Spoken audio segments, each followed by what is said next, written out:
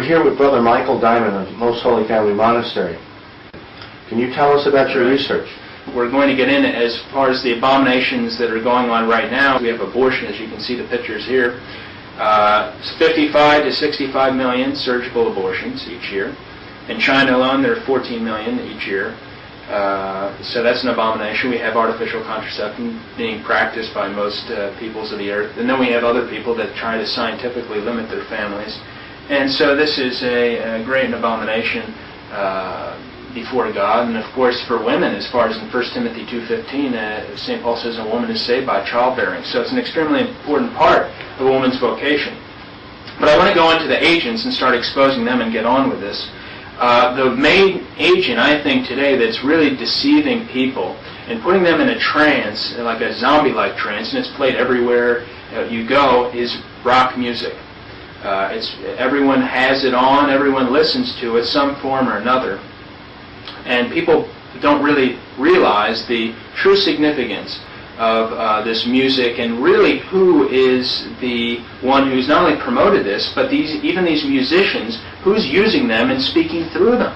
You have underlying influences then in this rock music. Exactly. What we have is, and people have proven, from the 50s to the 90s, going back to Elvis in the 60s, the Beach Boys, the Rolling Stones in the 70s with Led Zeppelin in the 80s and Michael Jackson, now Madonna, all these people, if you really look, and maybe we have a separate video just on this, they all say in their own words that they're possessed by demons, spirits, they get their music by spirits and so forth. And I want to give you a couple of quotes to prove this. Agnes Young, guitarist for the group AC/DC, said in the 1985 issue of Hit Parader, quote, "Someone else is steering me. I'm just along for the ride. I become possessed when I'm on stage," end quote. Madonna is the most popular modern performer right now. Said, this is in the Calendar magazine, LA Times, May 5th, 1991. Madonna was asked a few questions. She said, this is the question, "Near the end of the film, we hear one of the people on your tour say of you, she's very unhappy much of the time. True?" Madonna answers, quote, "I certainly wasn't happy." Question, "But why? When you're out on tour, aren't you doing what you love?" Answer from Madonna, quote, "I'm a tormented person. I have a lot of demons inside of me. My pain is as big as my joy," end quote. And we have many other albums that are openly satanic. These are rock musicians. This is Prince's album, as you see on one side. If you turn it upside down, you get 666. I mean, the word's evil at the bottom, and that's Police's album. You get 666 when you reverse it. So it's pretty open, and much of the music is satanic forwards and openly. What we're going to look at right now is some of the music that, if you play it backwards, reverse the music, you get these satanic messages. And what most people don't realize, they think, well, they did that somehow. It's impossible. It's impossible to play a song forwards and then play it backwards and get a message, So, and some of these songs we're going to be looking at right now are live performances, and we're going to play a couple now. The first one is from Electric Light Orchestra's album El Dorado. And the segment played forward here, it says, "All sail away on a voyage of no return to sea if eternal life is meant to be." On a voyage of no return to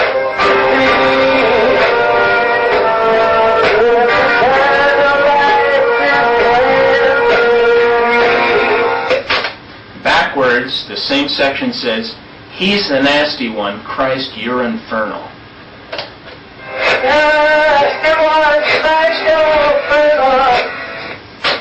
Next song is by the group Queen. It's called "Another One Bites the Dust." It's one of the most popular songs in all of music history, and they keep on repeating "Another One Bites the Dust" over and over again. And when you repeat "Another One Bites the Dust," you get this: "Start to smoke marijuana."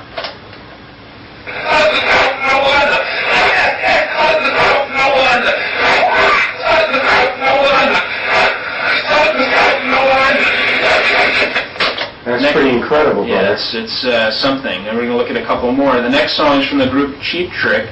It's from the album Dream Police, and the song is called "Gonna Raise Hell." So there's some significance already. So during this song, "Gonna Raise Hell," you play it backwards, and you get a section that says, "You know Satan holds the key to the lock."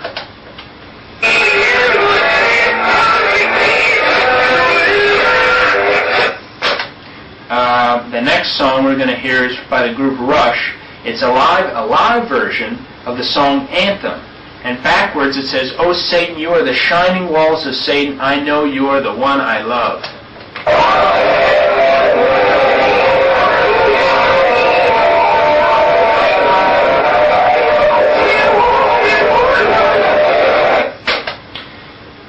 The next performer we're going to be listening to is the group Led Zeppelin and the song "Stairway to Heaven." "Stairway to Heaven" is when you Pretty popular. Oh yeah, when they do the top 100 or 500, it always usually comes up as the number one song. But what's interesting about Led Zeppelin, in fact, they dominated the 1970s and they're still popular today. In fact, they outsold groups like the Rolling Stones 3-1. It's interesting that their lead singer, Robert Plant, the head of their group, is a big follower of Aleister Crowley. Aleister Crowley was a Satanist, a man who called himself the Beast, 666. And Robert Plant has fanatical devotion to him. In fact, he bought Aleister Crowley's home in England. And many of these rock performers follow this Aleister Crowley. And they have it on the back of their albums and their songs. They talk about Aleister Crowley. But probably the biggest devotion of any rock singer is Robert Plant of Led Zeppelin. And in "Stairway to Heaven," there's quite a bit of satanic stuff that's backwards on these songs. The first part, we're just going to take a few sections here. The first section, this says, "And your stairway lies on the whispering wind."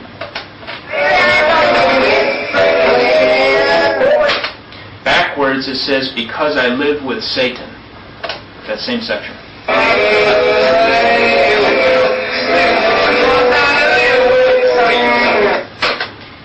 Another section, he says here, "The piper's calling you to join him." And the piper, of course, is Satan.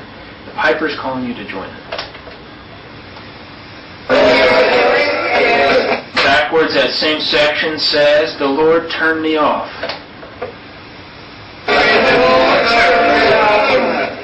Now we have, he's going to talk about the two paths you can go by, and you can always change the road you're on.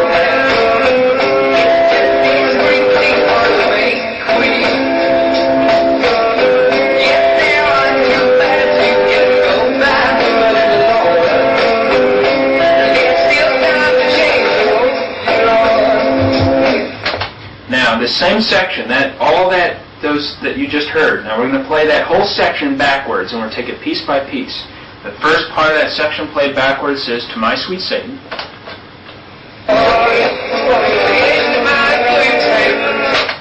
Next he says, "I want to live it backwards like the Zepp, whose power is Satan." Now when he says that, when he's saying the Zepp refers to Robert Plant. He referred to the group Led Zeppelin as the Zepp in interviews for years and years. So what he says next here is, "I want to live it backwards like the Zepp, whose power is Satan."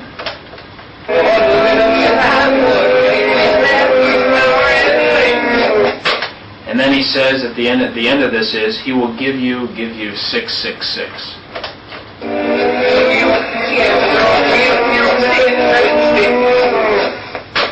Is that like the mark of the beast? So give us a 666? The beast, the beast system, man as God, and that's what we have coming. So it's pretty open.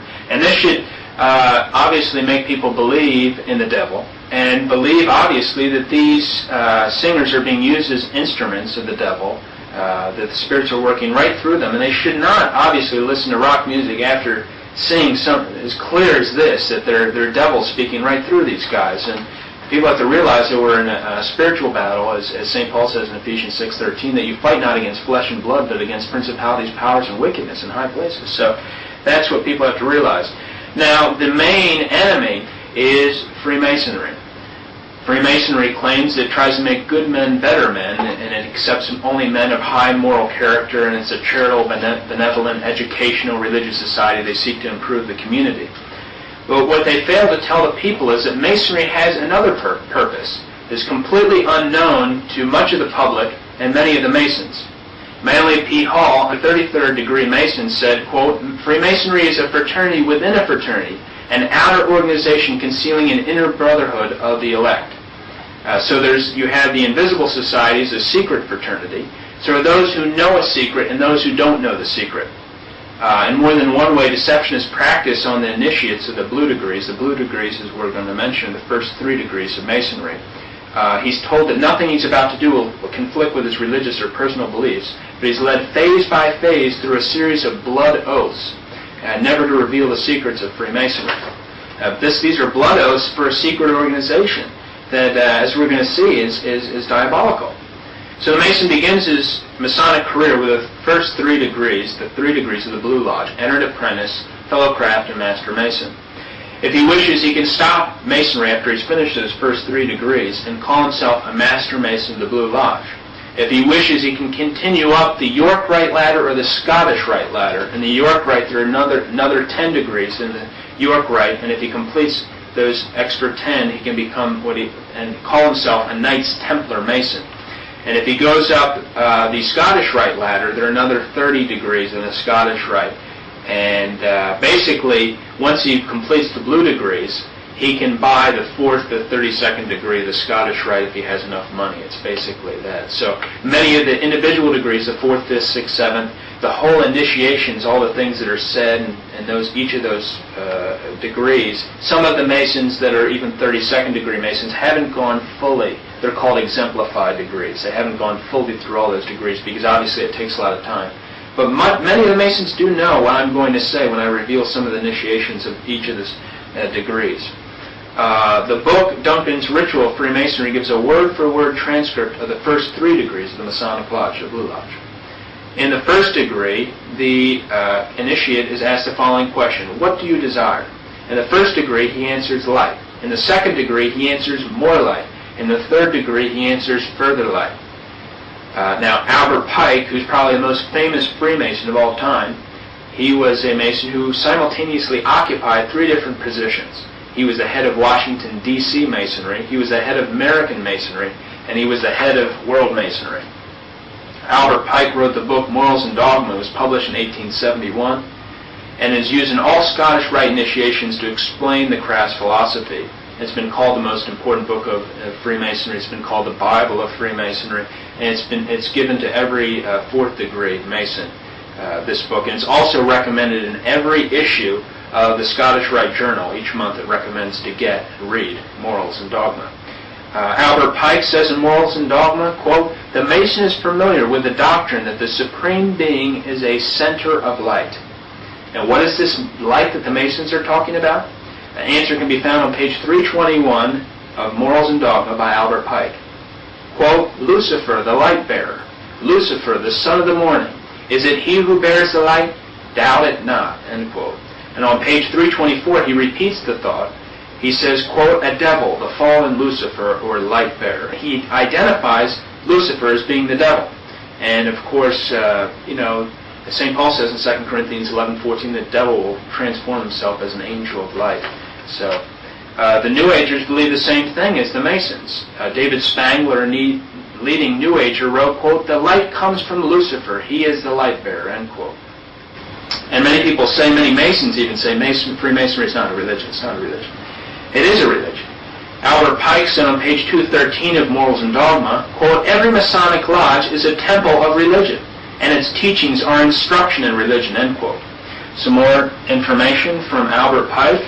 On July the 14th, 1889, Albert Pike issued formal written instructions to the 23 Supreme Councils of the world. He said, quote, "To you, Sovereign Grand Inspectors General, we say this, that you may repeat it to the brethren of the 32nd, 31st, and 30th degree. The Masonic religion should be, by all of us initiates of the high degrees, maintained in the purity of the Luciferian doctrine. Yes, Lucifer is God, and the true and pure religion is the belief in Lucifer," end quote. On page 276 of the book called Ku Klux Klan by J.C. Lester and Bill Wilson, it says that, quote, "General Albert Pike organized the Ku Klux Klan after the Civil War." So he also started the Ku Klux Klan. To also get a degree that the Masons, that are leading Masons, believe the light bearer was Lucifer, Manly P. Hall, another leading Freemason, wrote the book The Lost Keys of Freemasonry.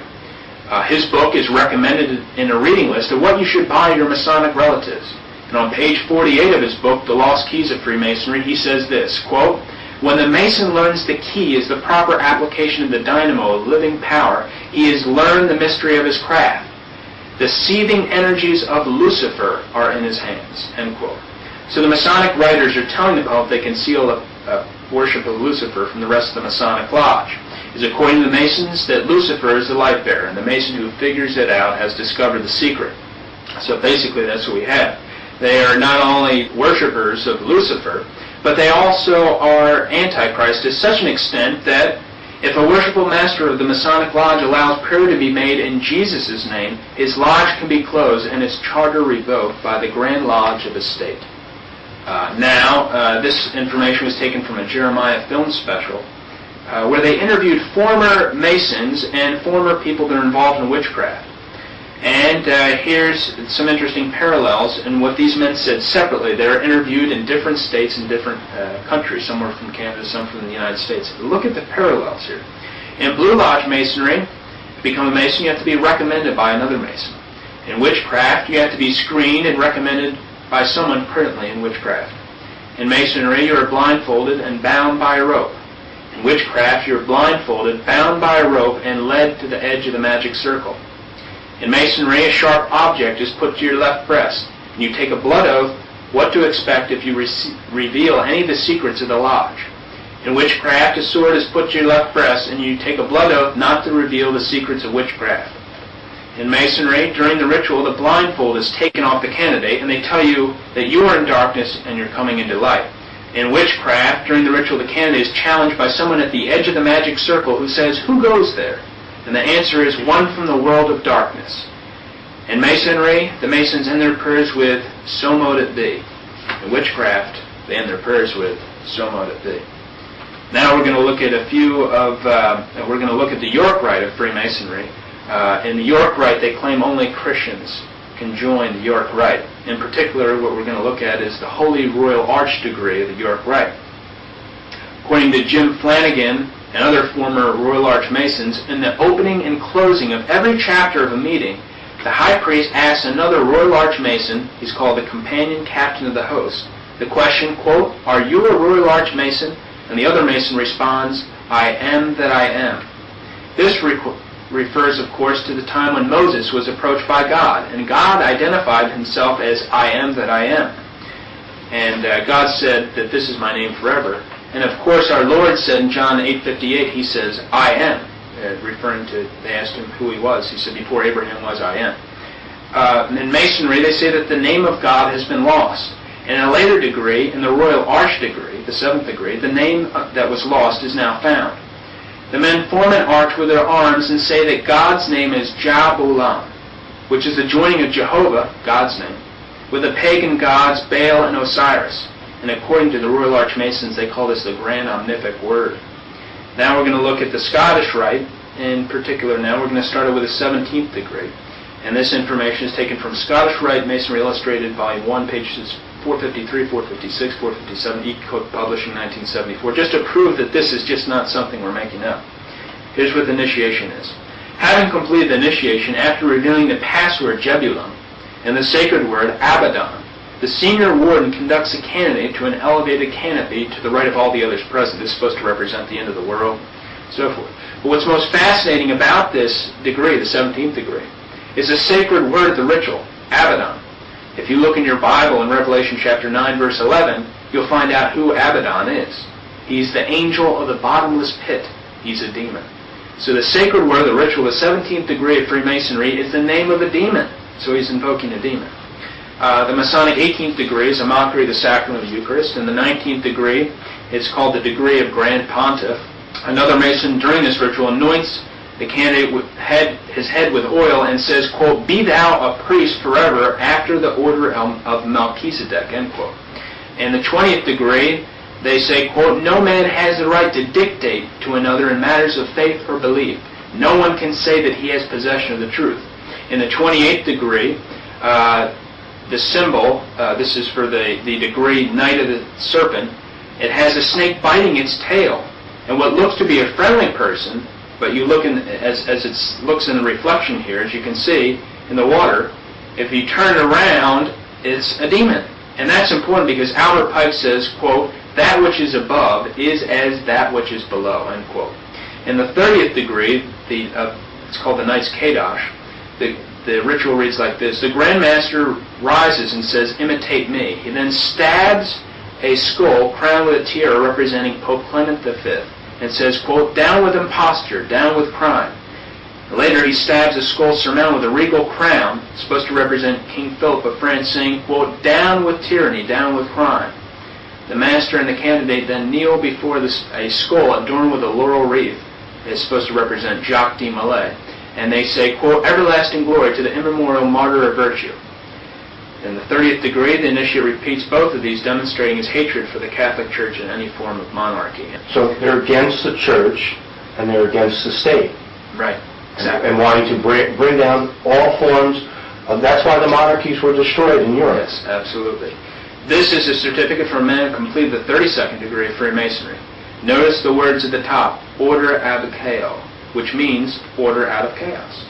On the 33rd degree Masonic jewel, the Freemason has the same things written here at the top, order ab chaos. The House of the Temple in Washington, D.C., which is where Freemasons receive their 33rd degree. And you can't seek, if you're a 32nd degree Mason or any type of Mason, you cannot seek to be a 33rd degree Mason. You have to be chosen to be a 33rd degree Mason. But the House of the Temple in Washington, D.C. is where they receive the initiation of the 33rd degree. As you can see right here, the 33rd degree House of the Temple in Washington, D.C. has serpents all over the inside. As you can see above, has concealed swastikas above it. The 33rd degree House of the Temple is exactly also 13 blocks north from the White House. The whole city of Washington, D.C. is laid out Masonically. You can see right here, including the pentagram, which is a 5-pointed satanic star, comes right down on top of the White House. Now, an expose of the 33rd degree initiation was done by former Mason, 33rd degree Mason, Paul Rosen, and can also be found in Edith Starr Miller's book, Occult Theocracy, on pages 363 and 364. It says on those pages that part of the initiation, they claim that 3 murders of mankind are law, property, and religion. It says this, quote, "Neither law, property, nor religion can be imposed on man as they annihilate him by depriving him of his most precious right. They are assassins on whom we have sworn to wreak vengeance. They are enemies against whom we have declared war to the death. Of these 3 enemies, it is on religion that we must concentrate our most deadly attacks. Once religion is dead, law and property will fall to our mercy, and we shall be able to regenerate society by founding on the corpses of the assassins of man, Masonic religion, Masonic law, and Masonic property," end quote. According to the Congressional Record of September 9, 1987, it says that no less than 60 members of the House of Representatives are Masons, and about 75 congressmen are Masons. The following senators are 33rd degree Masons: Alan Simpson, Wyoming; Robert Byrd, West Virginia; Strom Thurmond, South Carolina; Lloyd Benson, Texas; Jesse Helms, North Carolina, who's claimed to be Jesse Helms? That's right, 33rd degree Freemason. And there are many other senators that are regular Masons, like Grassley from Iowa and Spector from Pennsylvania. And 1996 Republican running mates Bob Dole and Jack Kemp are both 33rd degree Freemasons. Another so-called conservative, who many people thought was conservative, is Barry Goldwater.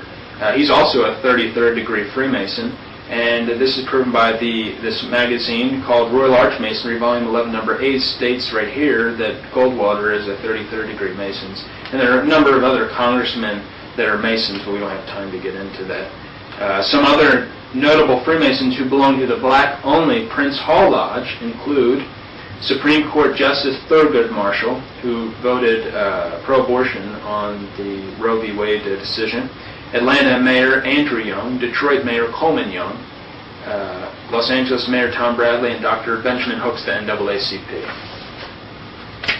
Now, what's very important is the pentagram is an important symbol to Freemasonry. In fact, the Eastern Star, the women's group, their symbol is a pentagram.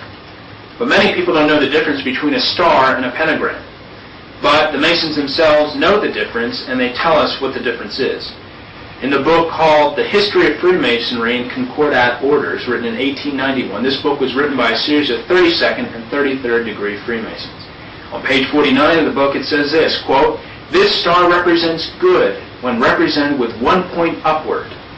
And the page reads on, let me remind you, these are high-ranking Masons, quote, "But when turned with 1 point down, it represents evil. all that is opposed to the good, pure, and virtuous, end quote. So the star with one point down is evil, and the Masons have it on the cover of this Bible. The woman's Masonic order, called the Eastern Star, is a pentagram, as I mentioned, as its chief emblem. And it's always been, the pentagram is one of the biggest symbols in Satanism, and probably the biggest. And as you can see right here, this is a clothing line right here. It's called the New World Order clothing line. By the way, they also had, as you can see here, first of all, as a pentagram on the guy's side there. What's interesting is their advertisement, they talk about order coming out of chaos for the New World Order clothing line. The colors, again, are very interesting, black, red, and white, because they're the colors of the Nazi Party. And the Masons declare in their writings that the colors of the Royal Master Mason degree are black, red, and white. The Masons have created many groups, such as the Eastern Star, we've mentioned, has the pentagram for the symbol, the Demolay, which is for the young men of Masonic members, the boys, the Job's Daughters, or Rainbow Girls, for the young girls of the Masons, and Prince Hall Lodges for the blacks. And the Shriners are a special group of Masons made up of 32nd and 33rd degree Scottish Rite Masons and 13th degree or Knights Templar York Rite Masons. The Shriners claim to be a charitable organization, yet the facts prove that isn't the case. Only 1/3 of the money raised by the Shriners goes to charity. The Shriners also wear red hats called fezzes. Interesting story about the fez, because the fez comes from Morocco, which is in North Africa. You can look it on your map. And in the year 800 AD, 50,000 Catholics were slaughtered there by Muslims. And they said the blood ran so thick that the Muslims dipped their hats in the blood, and their hats turned red. And it's been a 1,200-year sign of Muslims' victory over Christians. And it was first commercially sold from Fez, Morocco. And the Shriners wear fezzes.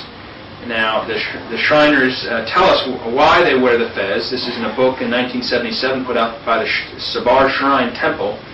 They say this in the book, quote, "The fez has been handed down through the ages as one of the most significant headdresses. The fez derives its name from the place where it was first manufactured commercially, the holy city of Fez in Morocco," end quote. Also, during the initiation ceremonies of the Shriners, they, quote, "seal their solemn oath in the name of Allah, the God of our fathers." A little later on in the ritual, they, quote, they acknowledge, quote, "Islam as the one true faith." And you can ask some guy who claims to be a Catholic or a Christian that how can they do this, saying Allah is the one true faith. They also have on their calendar, the Shriners' calendar, the Order of Quetzalcoatl, which is pretty interesting because Quetzalcoatl is the stone serpent which Our Lady of Guadalupe came in Mexico to crush, and she converted 8 million to the Catholic faith by means of those apparitions. Some of the papal condemnations against Freemasonry, so that people know that Freemasonry has always been condemned by the Church. Leo XIII says, quote, "Let no man think that he may, for any reason whatsoever, join the Masonic sect if he values his Catholic name and his eternal salvation," end quote. Under the old code of canon law, anyone who joined the Masons was automatically excommunicated. Leo XIII said, quote, "To join with these men," Freemasons, "or in any way to help them cannot be lawful," end quote. And cooperation between Masons and Catholics could be done only under the strictest of conditions. Leo XIII says, quote, "Those men are like those whom, according to the St. John the Apostle, hospitality and greeting should be denied," end quote. In all, there are more than 200 documents issued by the Vatican that condemn Freemasonry. Pope Clement XII in 1730 also began the ipso facto excommunication of anyone becoming. But he also gave an ipso facto excommunication for anyone who associated with the Masons. Right, exactly. It's that's the severity of what we're talking about. It's a big crime. People have less than that, and of course we're going to show a little later that they fully infiltrated the Catholic Church too.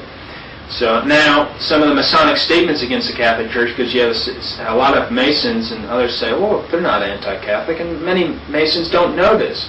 But, this all gets back to the main root of our problem. Most people don't know what we're talking about here, and of course Hosea 4:6 in the Old Testament says, "My people are destroyed from lack of knowledge." So because they don't know is not going to help them too much. They're still going to be held accountable because it's still evil.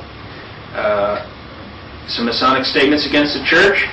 The Masons used to call their official magazine the New Age magazine, but when the New Age movement got a lot of bad publicity, they changed the name of their magazine to the Scottish Rite Journal because of all the negative things being said about the New Age movement. It is the official magazine of the Scottish Rite of Freemasonry, and it says in the Scottish Rite Journal, quote, Catholicism, not communism or socialism, is Masonry's immediate worry. The French Grand Orient gave utterance to the following profession of faith in 1885.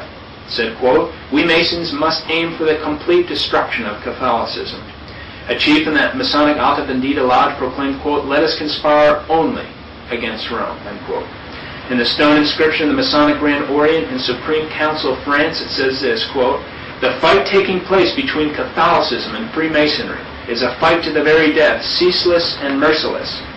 So, and what most people say is if you want to destroy the church, and if you're against the church, and you believe that the church is the true church that Jesus Christ established, why not infiltrate it? And they have infiltrated it. This is a copy of the May 8, 1991 edition of the Mount Washington Press, a paper near Cincinnati, Ohio. It talks about how the Archdiocese of Cincinnati, Ohio sends all possible candidates for the priesthood to Joseph Wicker. Joseph Wicker is a worshipful master of Mount Washington Masonic Lodge number 642 in Mount Washington, Ohio. That means that he's the president of the Masonic Lodge in his hometown. Mr. Wicker says that he no longer considers himself a practicing Roman Catholic, but practices what he calls Rosicrucian experiments. The Rosicrucians are a Masonic-like group that says everything should be guided by the use of reason. They've been officially condemned by the Catholic Church, and Mr. Wicker also says he believes in reincarnation. So Archbishop Polaschek of the Archdiocese of Cincinnati, Ohio, has a Freemason screen all prospective candidates for the priesthood. Many people say then, well, obviously the church looks to be infiltrated, and the communists also tell us that this is the case too, that they were told by Moscow to infiltrate the Catholic Church. Mr. Manny Johnson, a former official in the Communist Party in America, gave the following testimony in 1953 to the House Un-American Activities Committee. He said, quote, the communists discovered that the destruction of religion could proceed much faster through the infiltration of the Catholic Church by communists operating within the Catholic Church itself, end quote. Mrs. Bella Dodd, who spent most of her life in the Communist Party of America and was Attorney General designate had the party won the White House, after her defection from the Communist Party, she revealed that one of her jobs as a communist was to encourage young radicals into the priesthood. And she said that before she left the party in the United States that she encouraged more than 1,000 young radicals to infiltrate the seminaries, religious orders of the Catholic Church. And she said back then they had risen to the highest places in the church. And so this is why you don't have any call to conversion, you have no exposure to Masons. And what I'm saying should be said by almost every priest in the United States and throughout the world. It's not said because these people are either direct infiltrators or they just don't care anymore. There's a complete apathy as far as the true faith. This is an interesting picture we have here. This is a grade 6 catechism. It was given to 6th graders across the country. And you can see right here the little dots, the dark dots on this. This is the opening page, as you can see. This is Christ with us. And you have these dark dots all over the page, Pope Paul VI Prayer to the United Nations. And of course the communists are trying to achieve victory over the church, and you can see the dark dots.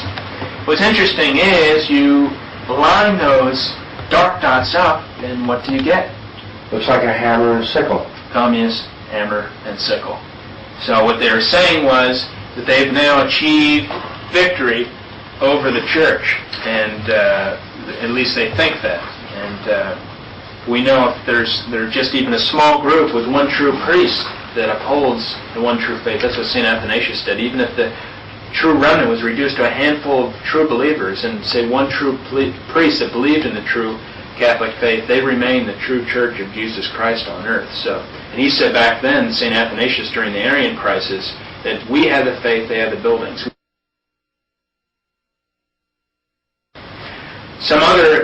The Masons and these people have run and controlled and are running operations and controlling people that come out as supposed Christians on TV and so forth.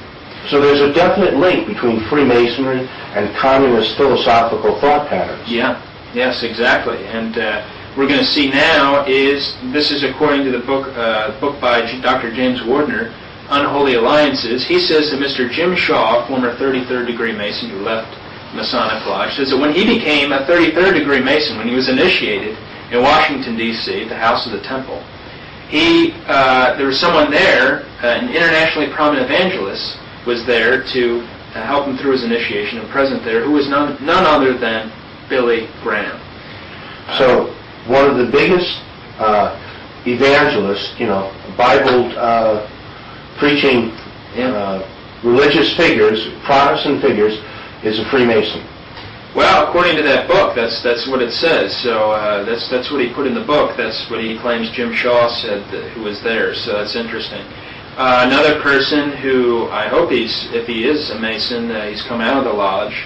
But Pat Robertson, there's a Masonic symbol called the lion's paw. It's like this, and that's a Masonic symbol. And Pat Robertson, this is the cover of the Time magazine, February 17, 1986 issue.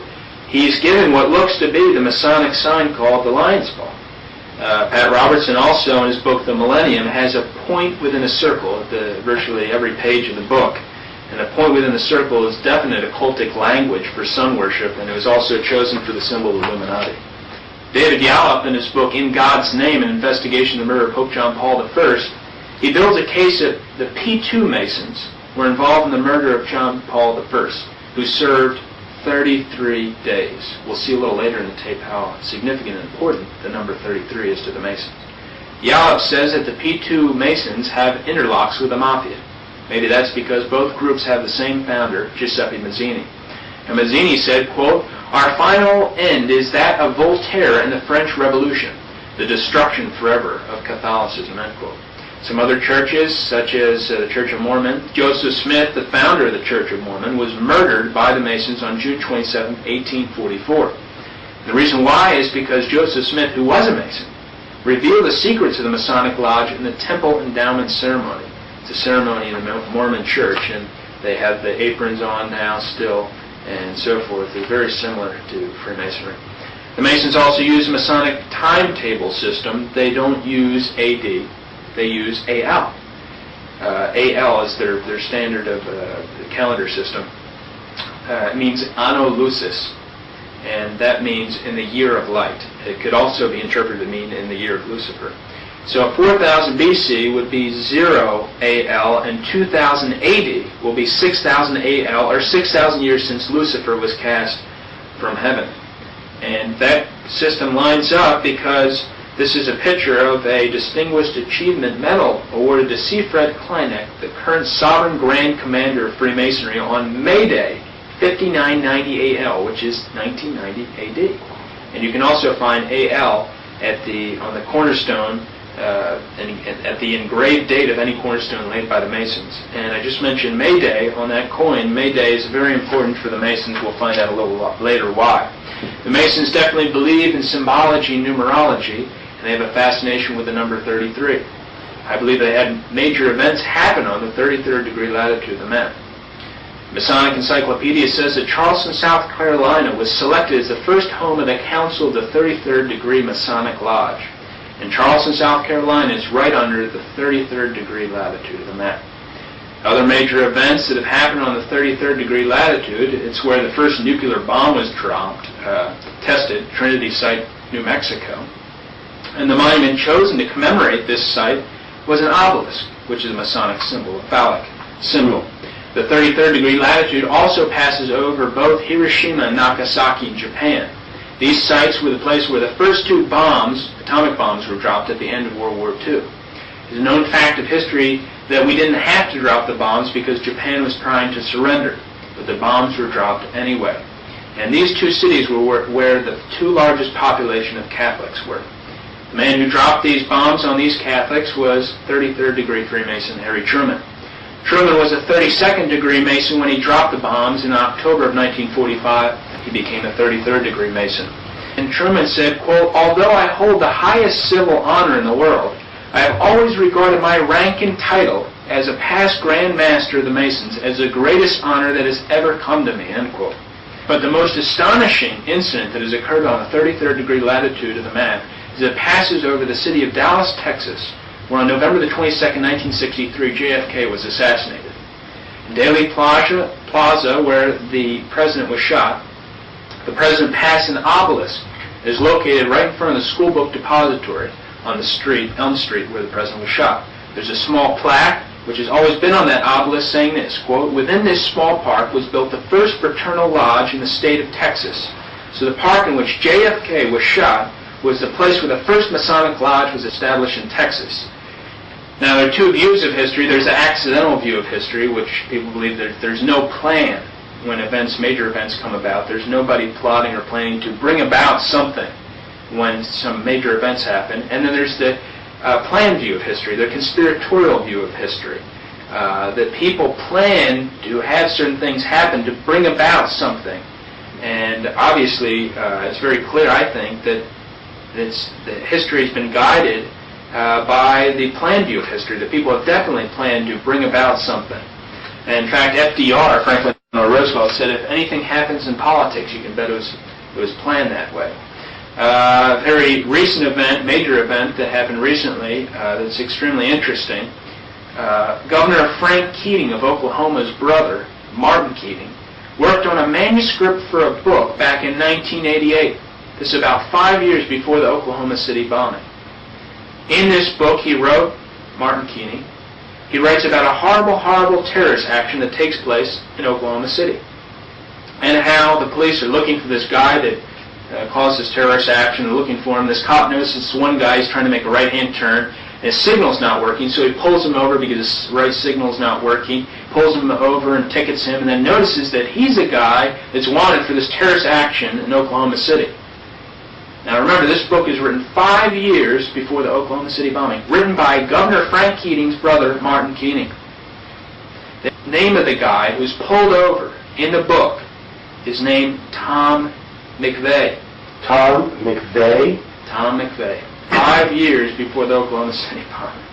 And the guy in real life who was pulled over a short time after the Oklahoma City bombing is named Tim McVeigh in real life. And Tom McVeigh, in a story written by the governor of Oklahoma's brother, Martin Keating, 5 years before the Oklahoma City bombing. And this is a story that was in the newspaper that parallels the bomb, parallels the book. Incredible. The Oklahoma bombing, as well as Waco, happened on April 19th. According to the satanic calendar of high days, April 19th inaugurates a period of blood sacrifice to the beast, culminating on May 1st each year. May 1st is called May Day to the communists. And May 1st is the day when the Illuminati was started, and why there's always a large military celebration in Russia. By the way, the riots in Los Angeles started the last few days of April and lasted till May 1st. Now, going back to Freemasonry, modern Freemasonry is given its name by Joseph Levy on August 25th, 1716, and approved on June 24th, 1717 by the first official Freemasonic lodge. They chose Masonry because it would act as a thick veil over the secret origin of their foundation. But what we know as Freemasonry came most recently from the Order of the Knights Templar movement in the 1300s. Actually came before that, in the year 43 AD, from a group called the Mysterious Force. That's actually where Freemasonry came from. And this following information is from a book called The Origin of Masonry.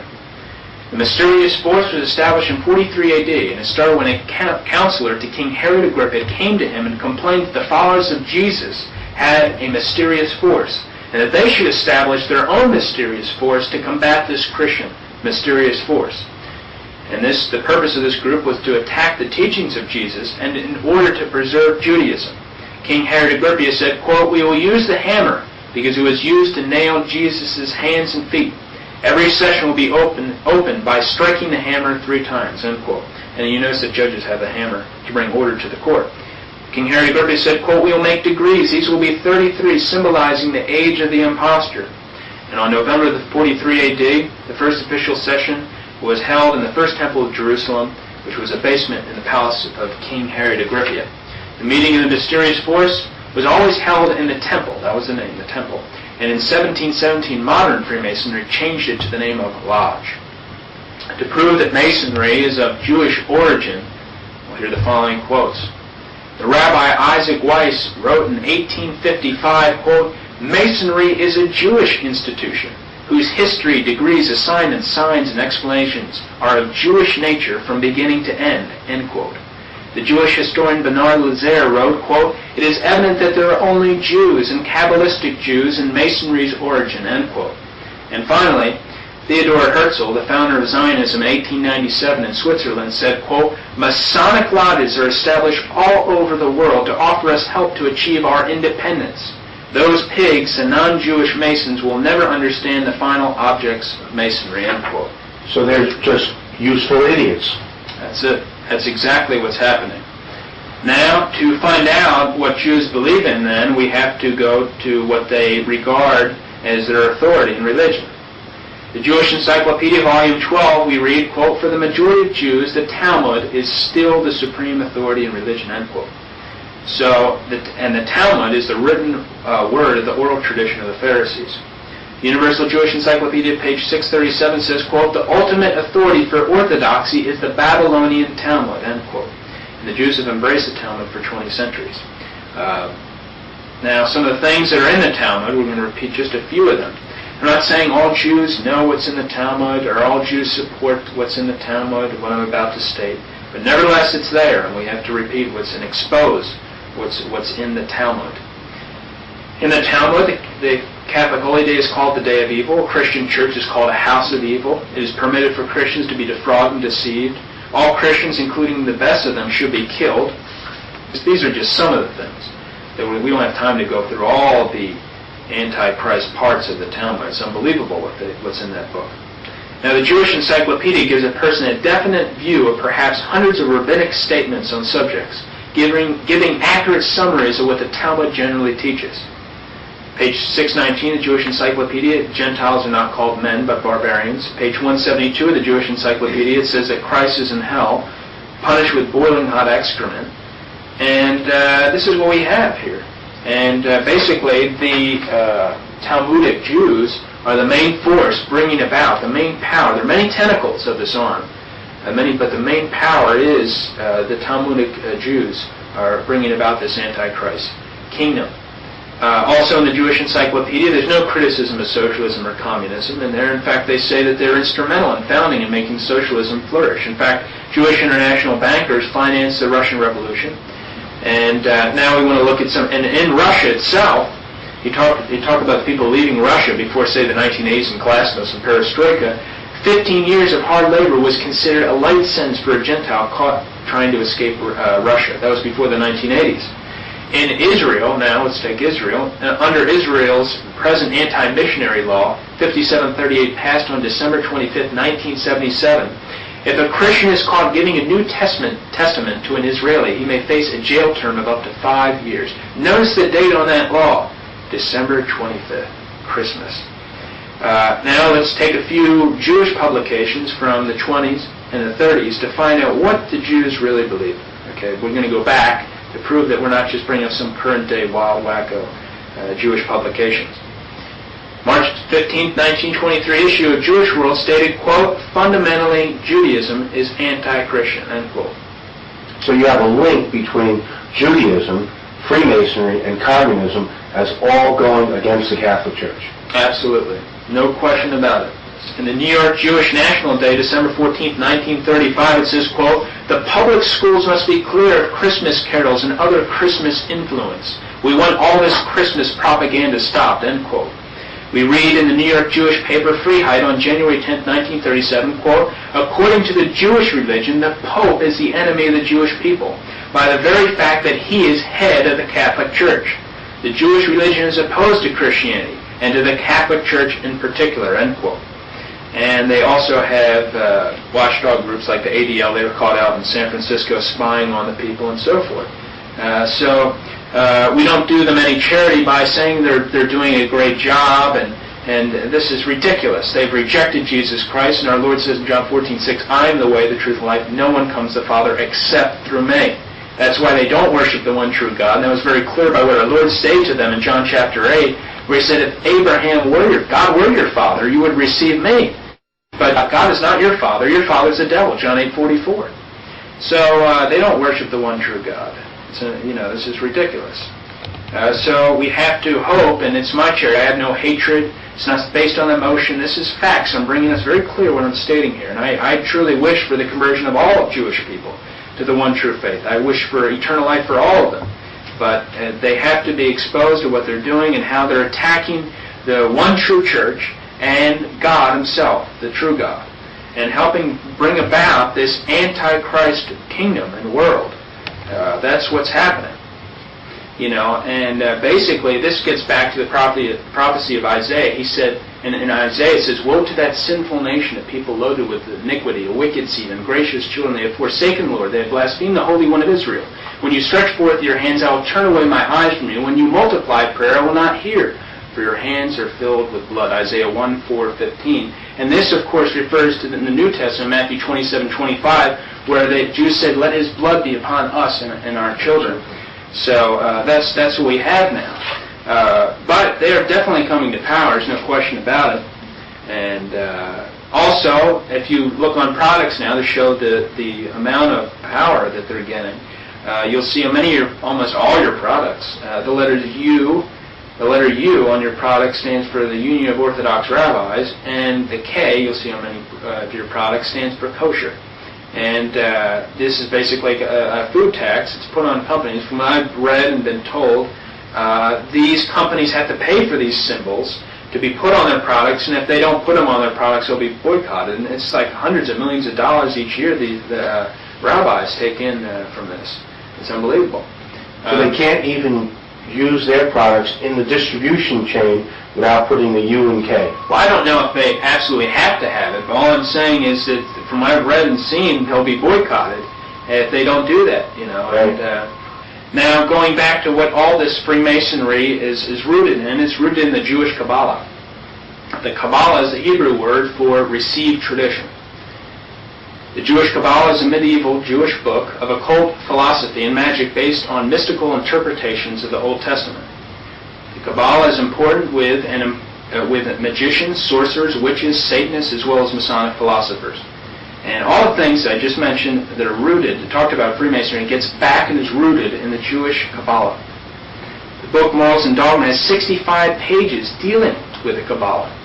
Page 741 of Morals and Dogma says this, quote, "Masonry is a search for light. That search leads directly back to the Kabbalah," end quote. Page 770 has a picture of the Kabbalah. Pike also said, quote, "All Masonic organizations' secrets and symbols are borrowed from the Kabbalah." So the importance, what I'm saying is, I've shown throughout this video that their main attack has been against the Catholic Church. And people have to do the right thing in these critical times because the time is running out. Brother, we want to thank you very much for what you've shown us. It's staggering, the amount of information, not just what was in this tape, but also what was in the other tape, Biblical End Times Prophecies. And it's clear that we're in a very, very critical time in our lives, that the decision to follow Christ is now more important than we ever thought before. Absolutely.